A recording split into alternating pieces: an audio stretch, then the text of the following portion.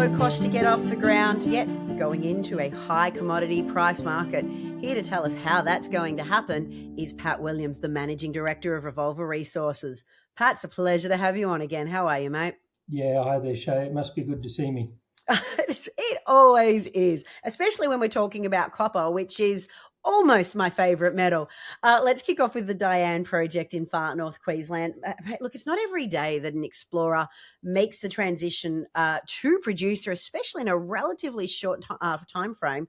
How have you done it, and why are you doing it? Well, look, Shay, that's actually a good question, and I get the fact that there's a saying in life that you stick to what you're good at, and at Revolver, with our experience, I'm no spring chicken, been around for a few decades, and the experience that we have actually, sits us on the whole continuum, finding deposits, developing deposits, bringing them into production, operating, advanced operations and closure. So there's a skill set that we have that isn't as binary as exploring or producing. It's kind of not like that. They're all just steps on a continuum, and we have an opportunity that's opened up for us. It's commercially very attractive.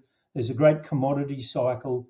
It just makes sense. So we're going to use the skills that we've got in the business, and we're going to focus in on a particular part of that continuum and knock it out of the park. Well, let's specifically talk about the Dianne Project. As I said at the start of today's conversation, this is a relatively low-cost project to bring online.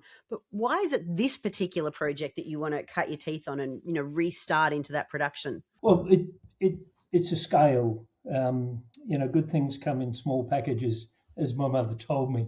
So as I stand 5 foot tall in life, the aspect around Dianne is it's a bite-sized undertaking. Okay, we're not a large tier one mining company, so we want to be careful to take on things that we can deliver.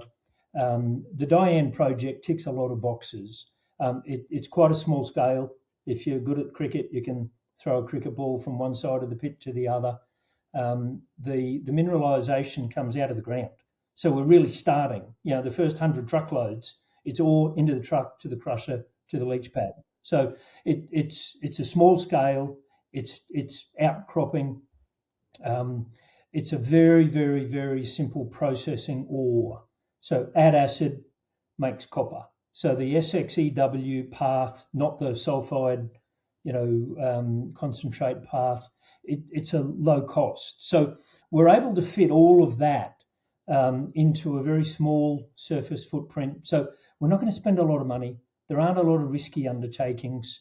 It all comes together in 9 months, and we're making copper, by the end of the year. So, why wouldn't you? It really is an undertaking that gets us into production, and, with the price where it's at, a low-cost, disciplined operation, we'll make some good money, Shay, and we'll grow this business into something quite remarkable. It certainly sounds like the company's decades of experience is really starting to show here. Listen, Pat, thank you so much for your time today, and I can't wait for the next update. Thanks, Shay.